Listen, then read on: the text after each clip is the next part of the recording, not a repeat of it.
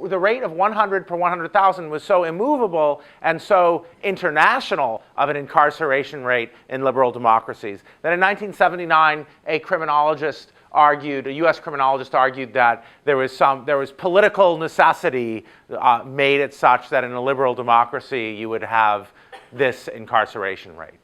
Well, today our incarceration rate is 756 per 100,000.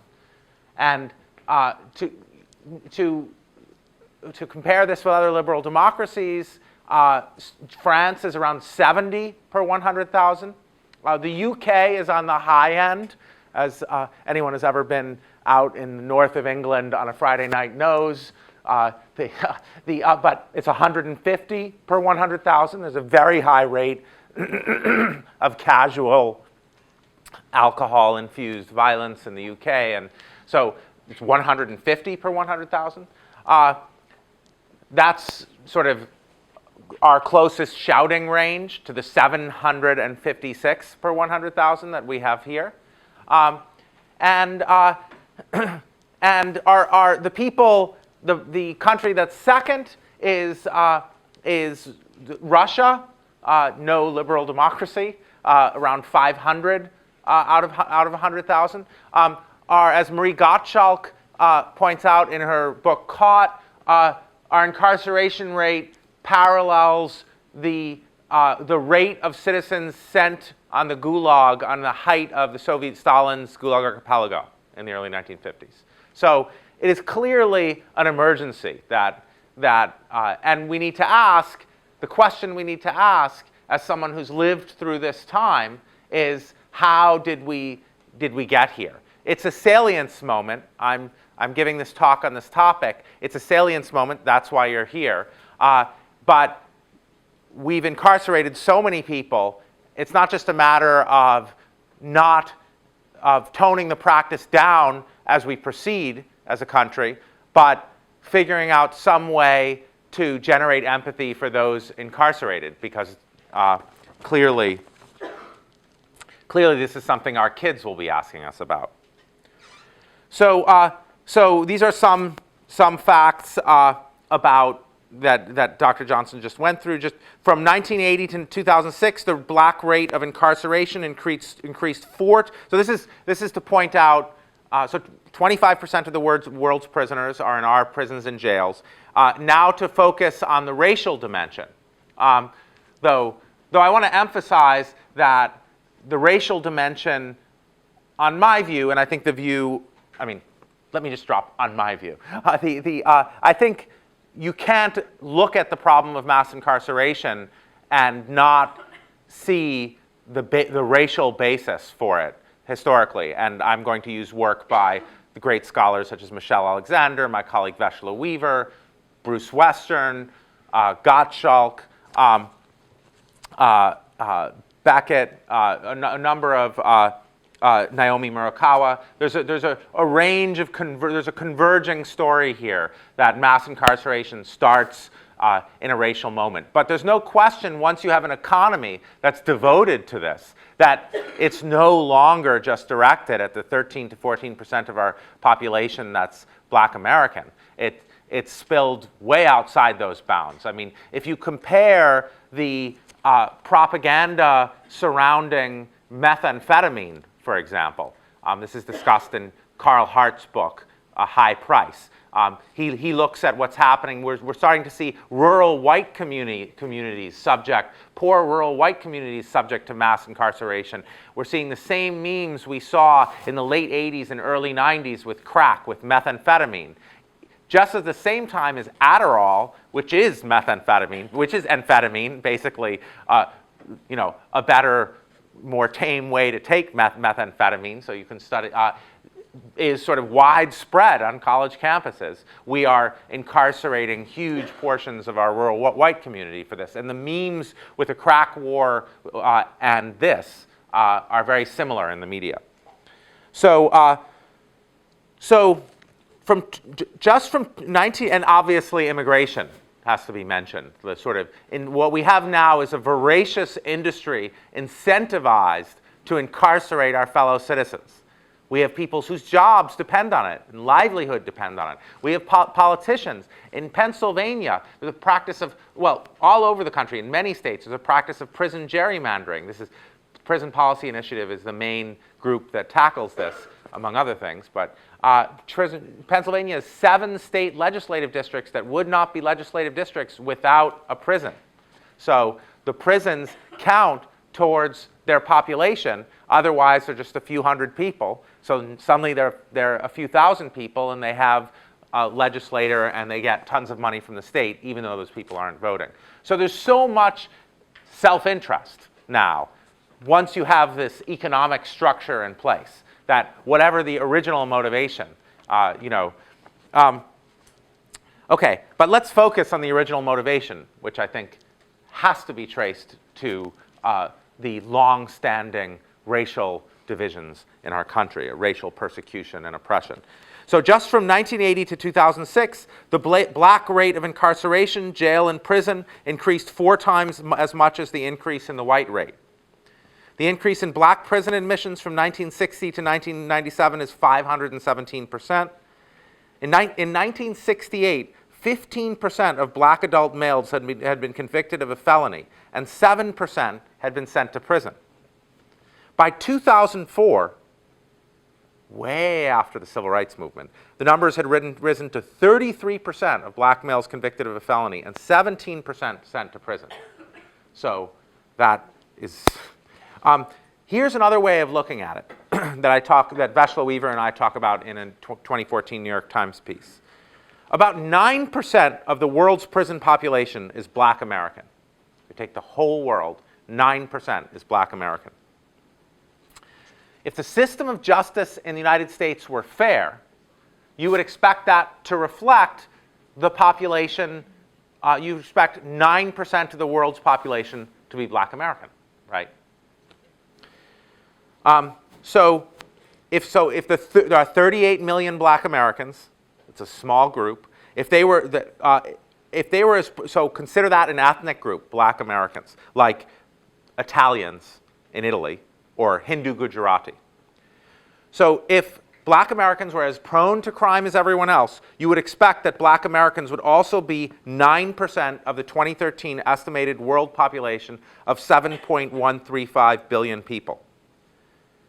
There would then be over 600 million black Americans in the world.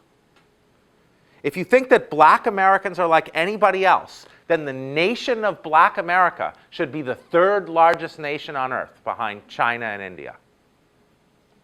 So in order to think that the United States prison, that what's happening in the United States is just, you must think that this tiny group of people is perhaps the most dangerous group of people in the history of humanity, right? I mean, the only other time I can think of where the percentages were like this were the Holocaust, when one group was so much of the, and that's not to compare prisons in Auschwitz, I'm not doing that. I'm just saying that clearly we wouldn't trust the Germans if they said, believe me, these people are really dangerous. I mean, something has gone badly wrong. You have to think that this tiny group of people that has given so much to the world in culture, in art, in literature, in politics, that has been cultural leaders, also is one of the most dangerous groups in the history of humanity. And what we will find is that the propaganda and rhetoric in the 1990s matches this. You will find professors, Princeton professors, saying things that support this. Okay, let's look at some causes. So that's just, I think everybody was already alarmed, but that's the level.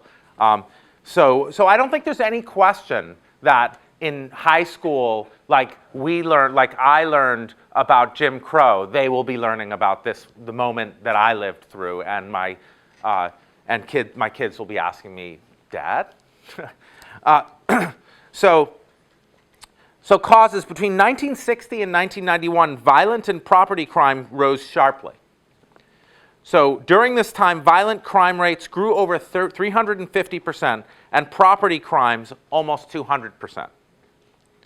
as the Fordham criminologist John Pfaff points out, this doesn't need to lead to greater incarceration. Canada has followed our patterns. Canada had virtually the same rises in violent crime and property crime and the same drops that we experienced, that I'm going to talk about in a minute, post-1991. But Canada has hovered around that same incarceration rate of 100 per 100,000. So it looks like the incarceration rates and the crimes rise and drop are disconnected. So between 1985, so furthermore, an increase in crime rates explains at most 50% of the increase in the incarceration rate. Between 1985 and 1991, violent crime rates rose by 5% a year, but the total incarceration rate grew by 9% a year. Furthermore, starting in 1991, crime rates, including violent crime rates, began a steep drop. And this is going to be important for some of the discussions that we're going to talk about, because the 1990s was a decade fraught with crime hysteria. So we're talking about a decade throughout which every year violent crime was dropping steeply. So starting in 1991, crime rates, including violent crime rates, began a steep drop. Violent crime has fallen by 51% since 1991, and property crime by 43%. In 2013, the violent crime rate was the lowest since 1970. According to the National Crime Victimization Survey, since 1993, the rate of violent crime has declined from 79.8 to 23.2 victimizations per 1,000 people. That's a really steep drop. A reduction in the prison population, however, hasn't followed. Despite historically low crime rates, 16 states have increased their prison populations since 1999. For example, Arkansas, next door, has had a 17% increase in its prison population since 2008. 16 more states have had less than a 5% decline in their prison population since their peaks. This is all information from the Prison Policy Initiative website. And states that have dramatically decreased their prison populations have not experienced a rise in crime.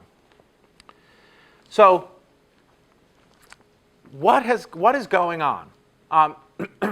How, after the civil rights movement, have we gotten to a point where we seem to be using our prison system in a massively racially unjust way? After all, the civil rights movement focused our attention on ideals of social justice. How is it that focusing on ideals of social justice can result in this? What is the historical path? And here, again, I'm following work by the great analyses of Michelle Alexander, Veshla Weaver, my friend Donna Murch, Heather Ann Thompson, a number of people who've converged on this story. So how could rational people committed to liberal ideals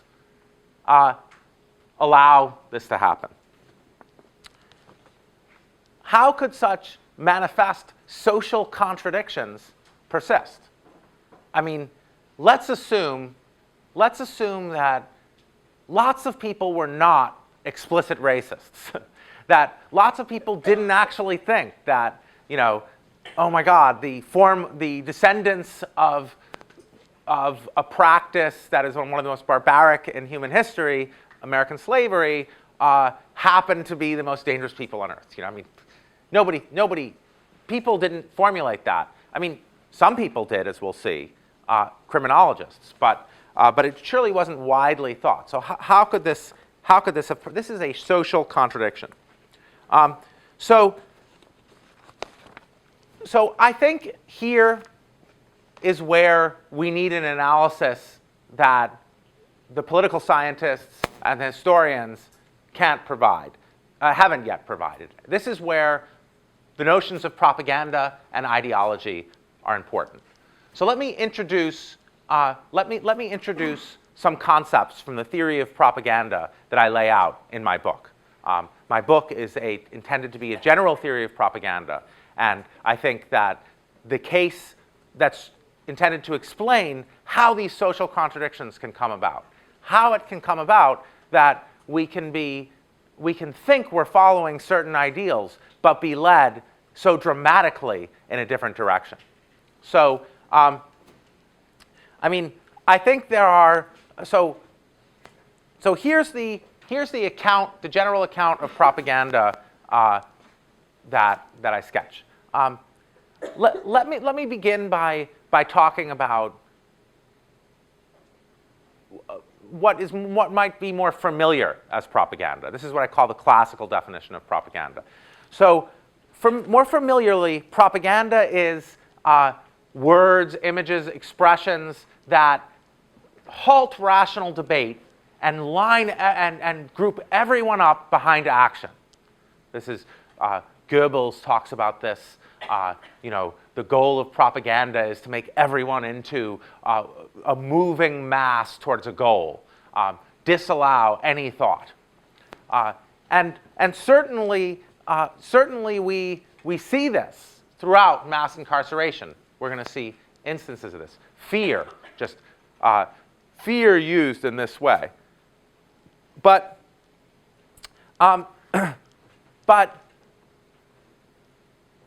so words or images that just line you up behind a goal. But that's going to be extreme cases of propaganda. We see such extreme cases in the case of mass incarceration.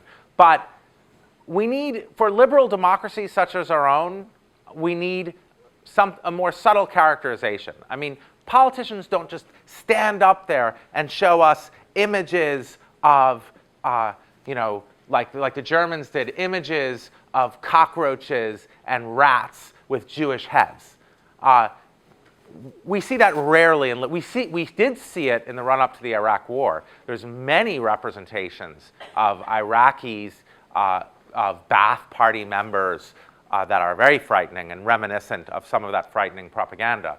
And unsurprisingly, because if you want your country to line up to war, you want the most extreme versions, the most extreme representations.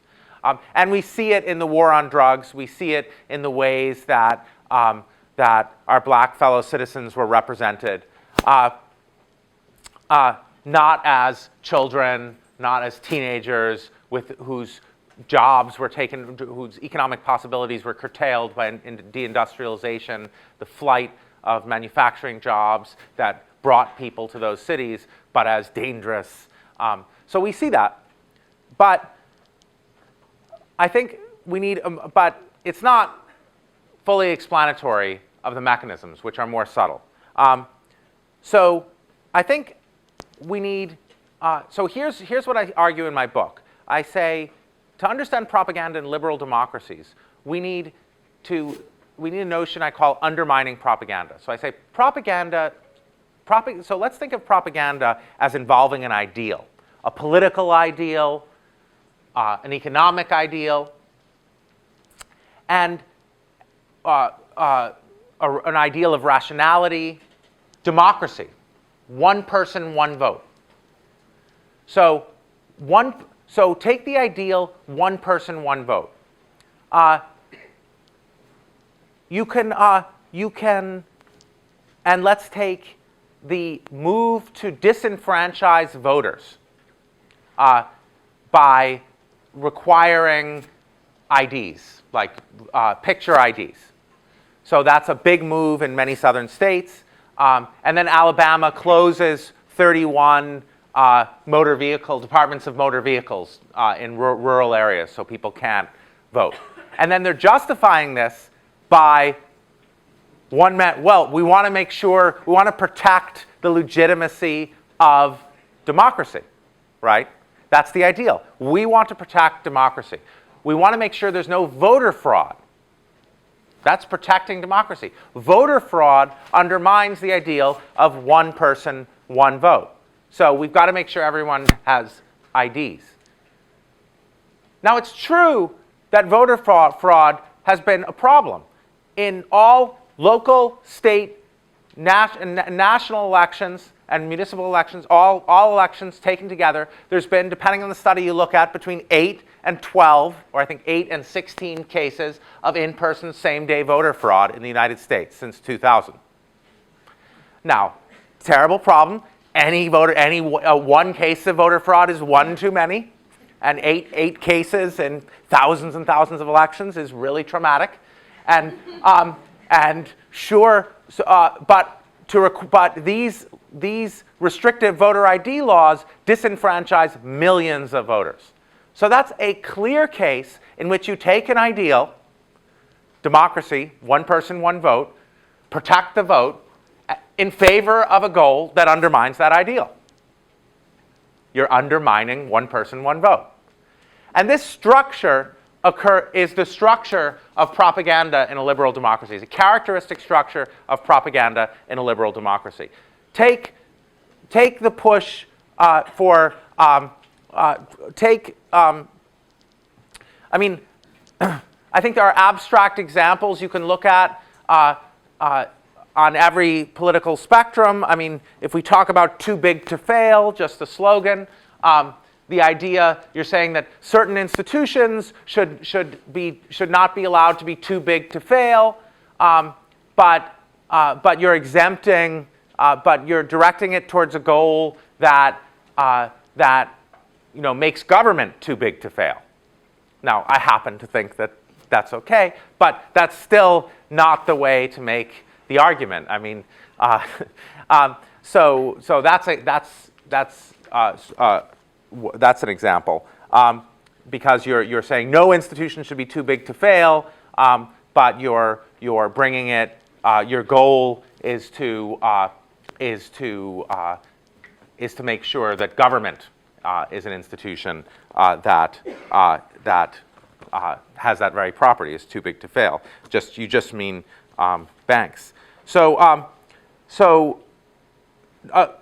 another example, during the Iraq War, the President Bush, told us that Saddam Hussein and that Iraq was a fundamental threat to our stability. So he appealed to stability, the stability of our nation.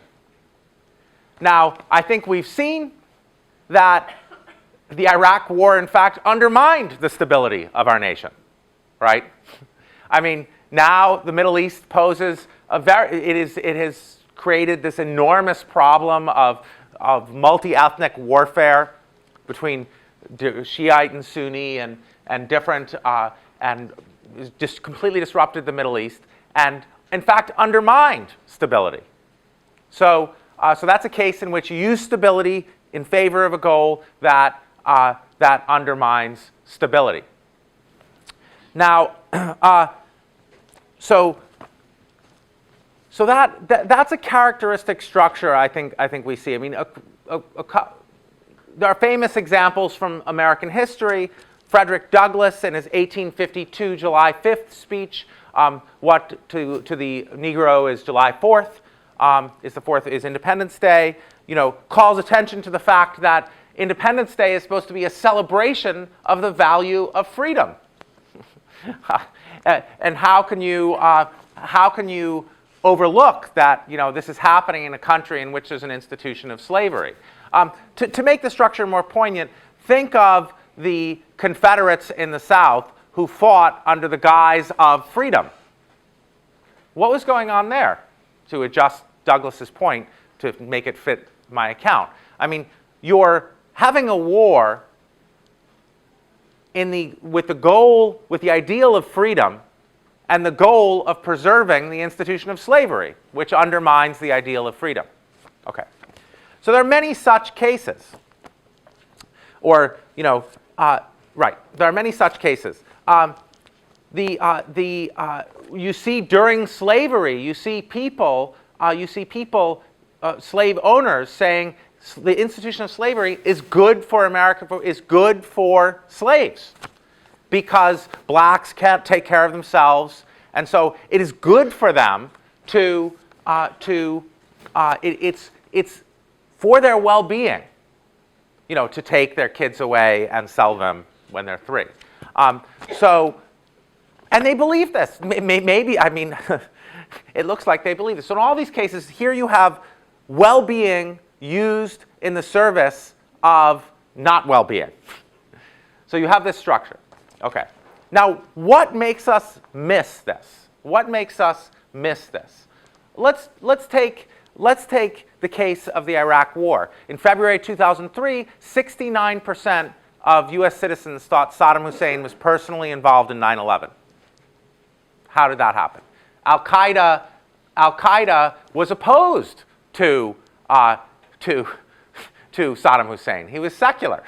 He was a mortal enemy of Al-Qaeda. Why did 69% of Americans think that Saddam Hussein was personally involved in 9/11? That surely explains how President Bush and his cabinet were able to convince us that Iraq was a threat to our stability. Well, I think what happened, on my account, what happened is Americans suffer from a flawed racist ideology about Arabs. We think they're all the same. And if one group's a threat, they're all a threat. We have this flawed ideology that makes us blind to differences between them. I mean, the differences between Sunni and Shiite Islam are as distant as the differences between any two religions I know.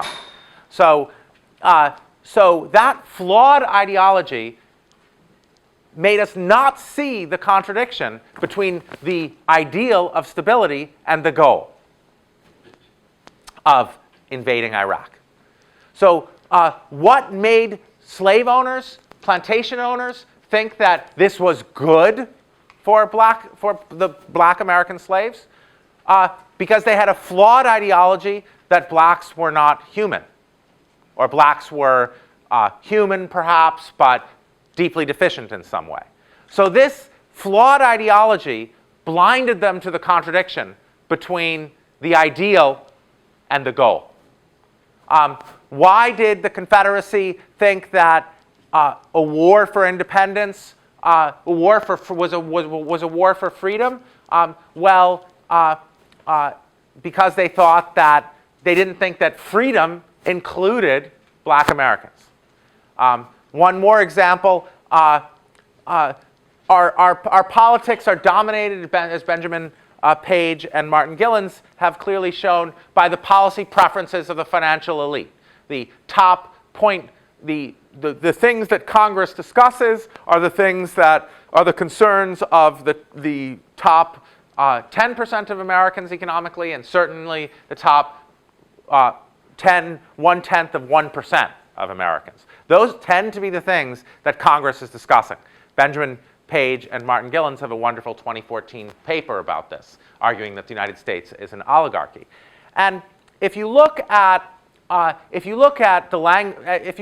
what politicians mean when they say good for Americans, they tend to mean good for multinational corporations, good for American corporations.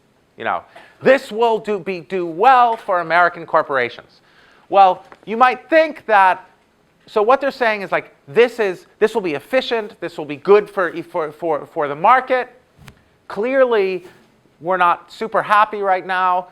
Like the wealth has not been spread, even though it looks like certain economic indicators are good. What's going on? Well, it looks like good for the markets has been taken to mean good for Americans. So people say, let's do these goals that are good for these large corporations and the multinational businesses that pay for us, that are American corporations. So the goals are profit those corporations, but they don't help the Americans left behind by mechanization, deindustrialization, moving jobs abroad, all these different things that undercut the relationship between an American corporation and the American people. So what allows people to say that politicians, what allows people, why are the politicians, what's going on here? Well, there's a goal, there's an ideal, American wealth, and there's a goal, wealth for corporations. And this and there's a flawed ideology that's what's good for American corporations is what's good for ordinary Americans. And so that's why this works. So propaganda takes an ideal in service of a goal. And then a flawed idea, and then we have these messed up beliefs, like what's good for corporations is what's good for ordinary Americans. Now that could be, it could be, let's make the hypothesis that it's not, that in the current economic situation. If so, then we have a problem.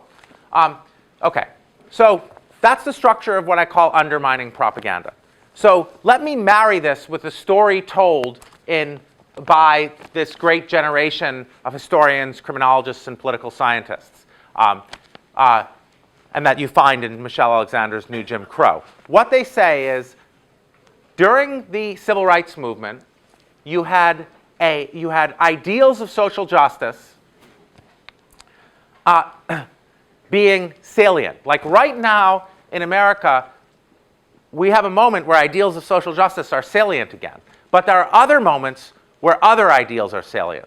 In 2003, after 9/11, American stability was salient. That's what the media was talking about. In the 1990s, crime, law and order was salient. So the story is this.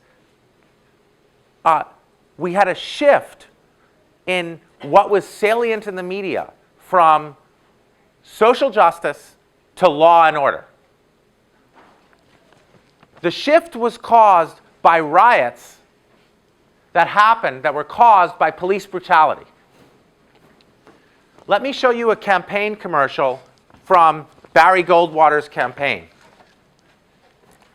A 19 escape. This is technology. I'm not a big tech. Okay. So this is Barry Goldwater's campaign in 1964.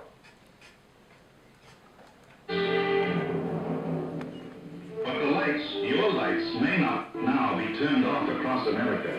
One very simple reason: it's no longer safe.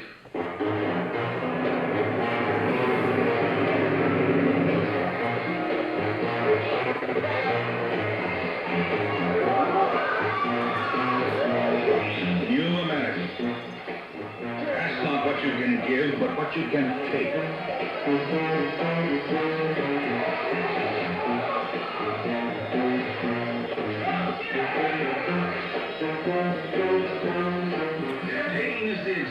Then the people take theirs, and the bottom begins to fall out across America.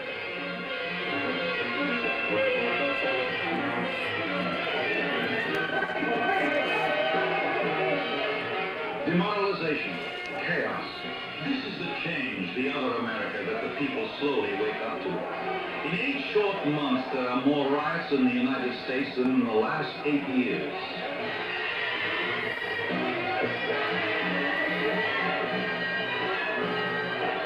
In the streets, the mobocracy. When a symbol of law and order, such as a police car or a policeman, on duty in full uniform, and when they smash the windshield of a police car or throw a brick or a bottle at a policeman, then these are not people we will sit down and reason with. These are people that we will forcibly arrest and remove from the streets of the city of Paris. Okay, so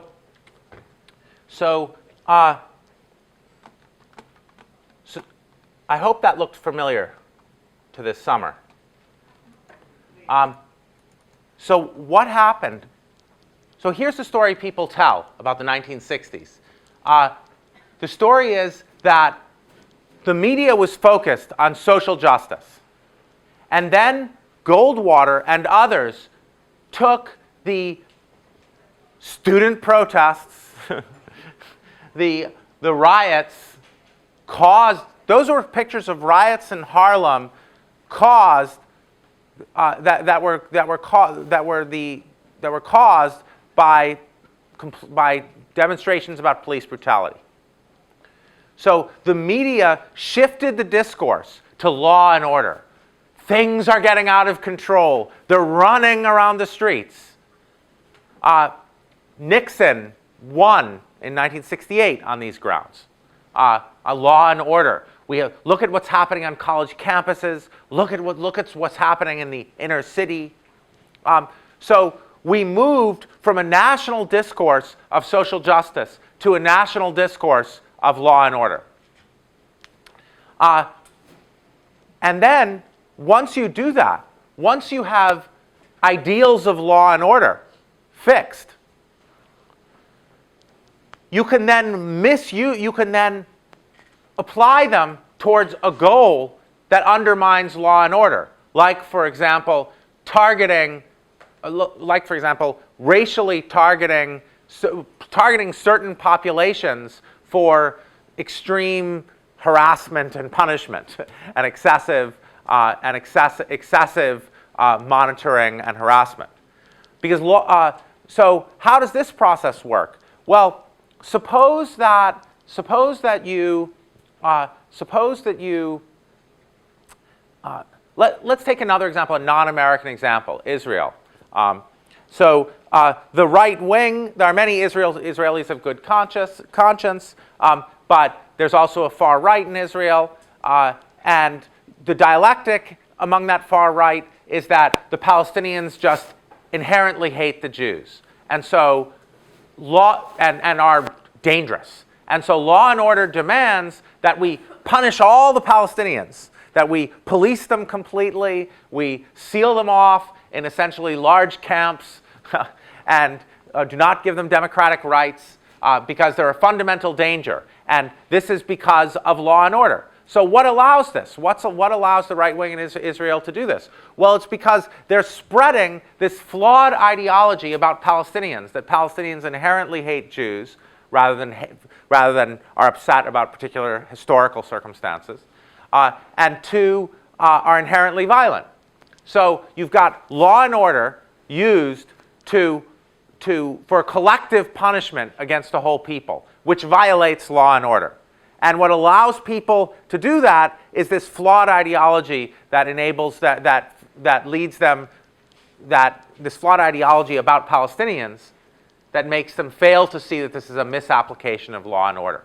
And that is what happened in the United States. We have a long history of representing black Americans as violent and criminal. And the history, and this history, this flawed ideology, this way of thinking of black Americans as looking at a child, a 16-year-old child, a 17-year-old child, and seeing them as a frightening criminal stripped of humanity. This has a very lengthy history, and this flawed ideology is what led us to fail to see that law and order was being misapplied in, for example, the war on drugs. So the flawed ideology made us just completely misinterpret what we are seeing. There must be some enormous psychological mechanisms that lead whites to so massively misinterpret, and non-whites too, lead a lot of people. My mother-in-law is African American, and I had to sit her down with Tupac to explain, no, he's not a gay. Listen to read the lyrics. There's not. So Tupac.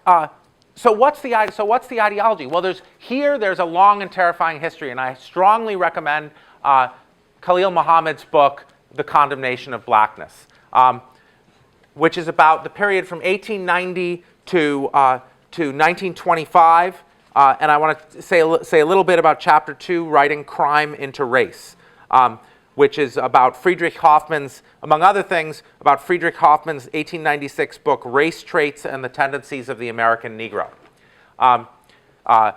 Hoffman is basically, you have this conflict in the 1890s between Ida B. Wells and Du Bois on the one hand and Hoffman on the other. Hoffman publishes a book in 1896 saying blacks are inherently criminal, and using statistics and data to try to justify this. to try to argue that, oh, well, in the North there's no racism, but you still find large, high rates of arrests, things like this. As if arresting blacks in the North is something race neutral. So he argued, and then he argued Hoffman was German, and he argued because he was German, he was not subject to the biases and prejudices of the Americans, because the Germans, no bias and prejudice there. So he says it is just pure science, pure objectivity, pure statistics. You have to face up to this, and this is used as justification for lynching. And this is Ida B. Wells, of course. Southern Horror comes out a little bit before this, where Ida B. Wells from Memphis, Ida B. Wells looks at the lynching statistics and says, well, look, only 31% of the people lynched were even accused of rape. So it can't be some massive, that's not what's going on here.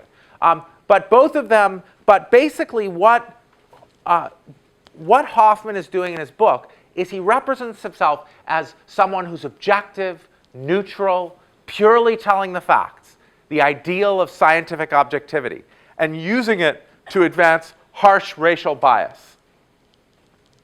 So that is classic propaganda in my sense. It's Friedrich Hoffman's work, and that Du Bois is discussing in his 1898 essay, The Study of the Negro Problem. Du Bois there laments the, quote, endless final judgments as to the American Negro emanating from men of influence and learning, in the very face of the fact known to every accurate student that there exists today no sufficient material of proven reliability upon which any scientist can base definite and final conclusions as to the present conditions and tendencies of the 8 million American Negroes, and that any person or publication purporting to give such conclusions simply makes statements which go beyond the reasonably proven evidence. That's W.E.B. Du Bois in 1898. The whole essay is, it's brilliant, but it is about the misuse of scientific ideals, the propagandistic use of scientific ideals. The last chapter of Du Bois's great Black Reconstruction is called The Propaganda of History, where he also is using propaganda exactly like I am. He's talking about the Dunning School of History that says that Reconstruction failed because blacks weren't ready for democracy. And Du Bois meticulously chronicles in Black Reconstruction, by going through state legislatures, looking at notes of meetings, that the reason that democracy, the reason people ended Reconstruction is they were worried that poor whites and poor blacks would get together, form a labor movement, and start militating for higher wages together, which is the endless reason why for racial injury. People are terrified poor whites and poor blacks will get together and unify. That's the reason, back to John Calhoun. So Du Bois, Black Reconstruction sort of establishes this, but it isn't recognized that Du Bois was right until the late 1960s. And he says, what's happening is that Dunning is advancing racial bias under the guise of objectivity. So it's propaganda in my sense. It takes the ideal of objectivity to advance subjective racial bias. And that's what we find in Hoffman. Because the thing is, when you read Hoffman's book, it's written with such certainty. But can we be so certain of anything about the human condition? Here's the thing about social reality. It's very complicated. Why groups of people do things are things, it's not like little particles. In physics, we have a very good story of how a small, tiny thing can travel through space. And we can make really good predictions. But we're really bad when it comes to larger things. Well, what about societies? Well, A, social science does not get the funding that the natural sciences gets. B, societies, well, we are never going to get to the point where we understand societies like we understand little particles. So why do people represent themselves in the social sciences with such certainty when we have such massive ignorance and in principle ignorance? What's going on? Well, it can only be because they really want to use the ideals of social science to advance something that's not scientific. One of my psychology colleagues at Yale the other day were writing a paper together and about the gender norms in science. And he says, well, I mean, I know that scientific ideals are problematic, but ultimately, science is what gave us airplanes. And I said to him, well, not psychology. I mean, what are people doing when they're trying to pretend social science can inherit from physics its successes? No, criminology did not get us to the moon. It didn't. There's nothing. Elevators are not due to social science and psychology. So you can't take the ideals of science and market your theory of humans with them. It's always going to be a guess. And that's what Du Bois is lamenting.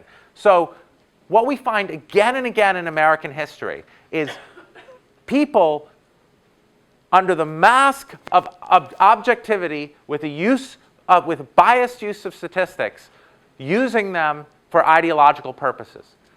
Let's fast forward 100 years to 1996, exactly 100 years after Friedrich Hoffmann's book. And we get to John DiIulio Jr., the founder of super predator theory. Who's heard of super predator theory? Raise your hand. Okay, not many people. So right, those of us who lived through it. It was crazy. In the 1990s, this is what we were told. John DiIulio published a series of papers predicting a 5-fold increase. He was a Princeton political science professor. Predicting a 5-fold increase in violent crime between 1995 and 2000. Remember, violent crime had been steeply declining since 1991. I remember the Clinton-Dole presidential debates when they were tripping over each other to say who would be harsher on the super predators. What DiIulio said was that there had come to arise a group of super predators who, with intrinsically violent natures, who, get ready, quote, kill, rape, maim, and steal without remorse, unquote, and for whom reform was not an option. In 1995, DiIulio predicted a 5-fold increase in violent crime between 1995 and 2000. Between 1990, as I said, we've got a 51% decrease in violent crime. In their 1996 book, Body Count, now out of print, thank goodness, William Bennett, John DiIulio, and John Walters said, quote, a generation of street criminals is upon us, the youngest, biggest, and baddest generation any society has ever known, unquote.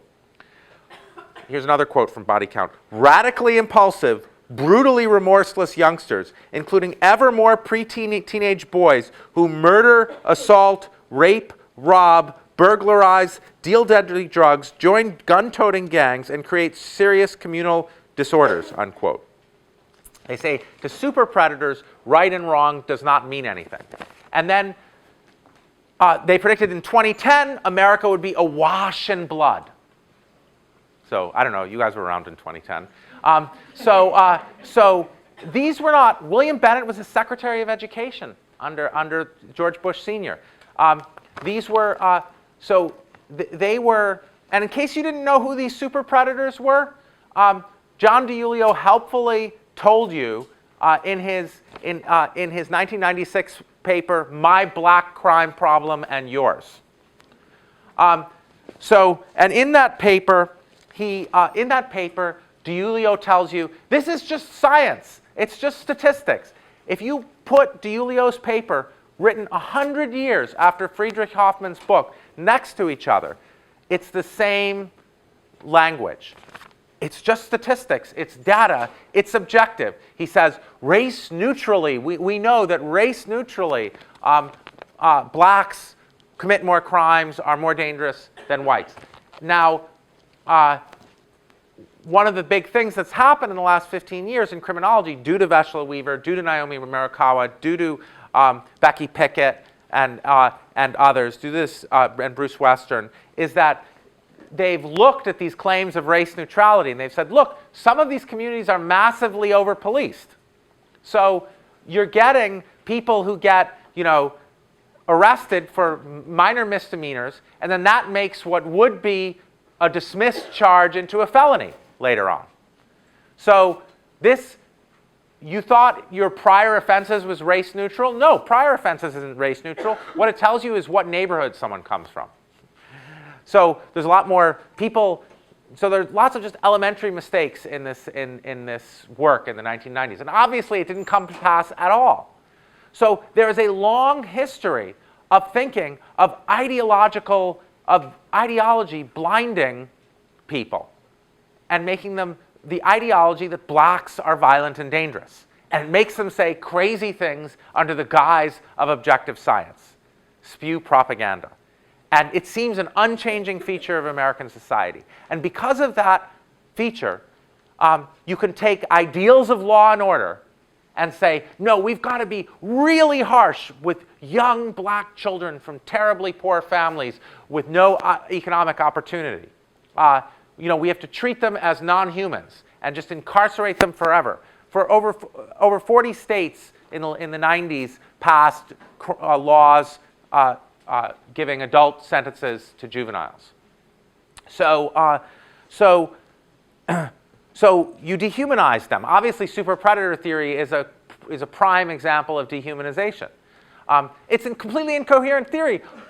If you gain no pleasure or feel no empathy, why do you want to kill someone or really do anything? I mean, it makes no sense. But it dominated the discourse. So what happened was we had law and order being really salient instead of ideals of social justice. People ignored the economic and social circumstances that led to people being involved, say, in selling drugs, which is a terrible job and no one should do it. It's like, one of the most dangerous, low-paying jobs you could have. And they just dehumanized them. And that's how you could have this, you could send 16-year-olds to prison for life rather than addressing the social problems.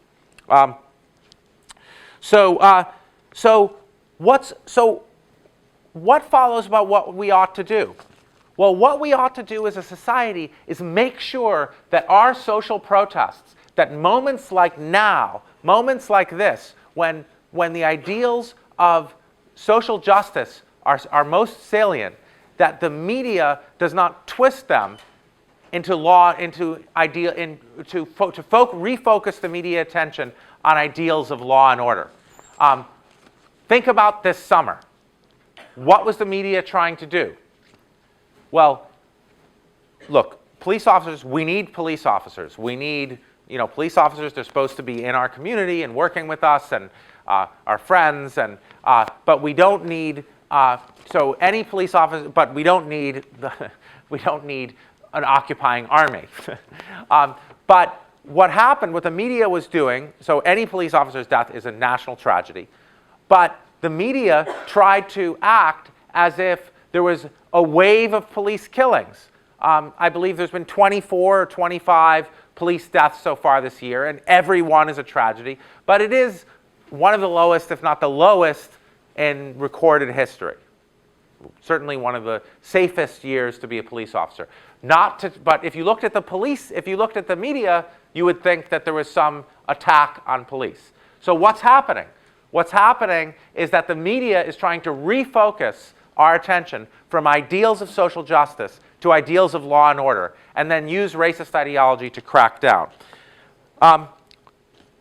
So Freddie Gray in Baltimore, what happened? It looks like Baltimore did have a spike in crime after Freddie Gray's death. And former Baltimore Police Commissioner Anthony Batts said in September that police officers in Baltimore took a knee after the April riots following the death of Freddie Gray, allowing crime to spike. Batts said, they felt I wasn't standing up for them, Batts said. They want anything they do for the chiefs to stand up and say, my guys are right. So Batts accused the police of intentionally raising the crime rate by stepping back from their job. And by intentionally raising the crime rate, shifting the focus to crime. And once the focus has been shifted from police brutality to crime, well, then it's really, game over.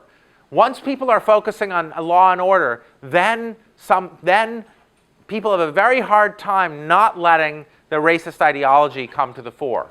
They're very hard time not letting the police do what they want. So same with campus protests. The media is trying to tell us, wow, the campuses are going crazy. Look at all this disorder. It's the 60s again. And we saw what happened last time in the 60s when we allow the media to focus on crime, on disruption, then it makes people focus on law and order, and then it gives the power to those who are who really need for them to do their jobs, need for us not to look to monitor them. So we need to make sure, and there are forces, I'm not saying the media is doing this deliberately, what bleeds leads. It's not really much of a story to say, okay, we're slowly, here's commission number 14 on the Second Chance Society on dealing with these problems. It's a story that crime in the streets, that sells newspapers. So if we allow our newspapers to change the narrative again to law and order, away from lack of jobs, poverty, the conditions that cause crime, then we only have ourselves to blame. And I hope today I've explained something of the underlying mechanisms that are in play here. Thank you.